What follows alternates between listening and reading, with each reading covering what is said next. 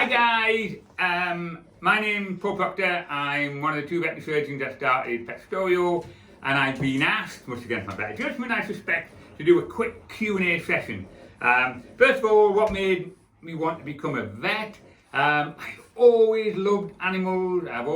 When I was very little, I used to cry when all the animals were damaged in the movies, and was relatively unperturbed when various people got damaged. I suppose that was a very early thing. In fact, very early days I was going to be a marine biologist with Jack Cousteau back in the day, but then I spent a lot of time on the farm and switched to the vet. And in fact, Harriet was the books were doing the rounds at that stage.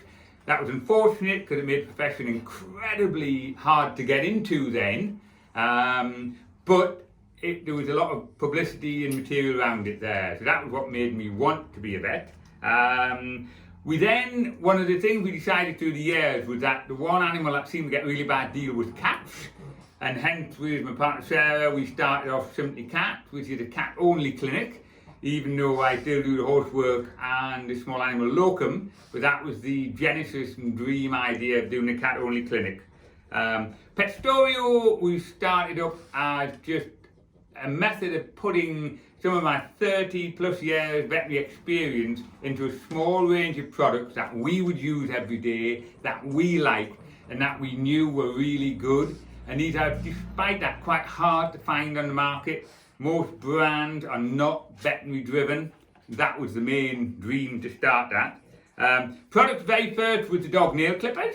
That was something we do every day, and we didn't feel there were enough high quality items on the market. It took us well over 8 months to source. We got a load, unfortunately, in China that were not good, so eventually went to Taiwan and got a really good set. One thing I would say about our nail clippers is really for the average pet owner, you will only need one set of nail clippers for your lifetime. They are extremely high quality and they will last you a lot of years. Pet stories. What's a favourite pet story? I suppose it's a dog one. Is one day we were walking along the river with our little whippet many moons ago alongside the bank, and for some bizarre reason that dogs normally do, he decided to leap off the bank 10 foot down into the river, pretending that the river was some sort of a path. So that was probably the weirdest, wackiest one I can't remember off the top of my head. Pet and veterinary care are progressing. What are plans for the future? I suppose plans for the future, two things quite simply. One is to promote vets massively.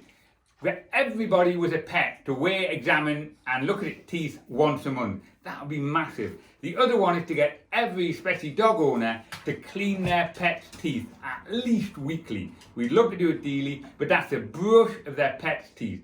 95% of dogs will tolerate it once introduced carefully, and it is so useful. We still see far too many dogs with really bad teeth and smelly breath. And I suppose one piece of advice for pet owners would be to do wets. To once a month look at your pet a little bit closely, weigh, examine it, and ideally check its teeth, and I'll do that there. And I think that's probably my Q&A. So thank you very much.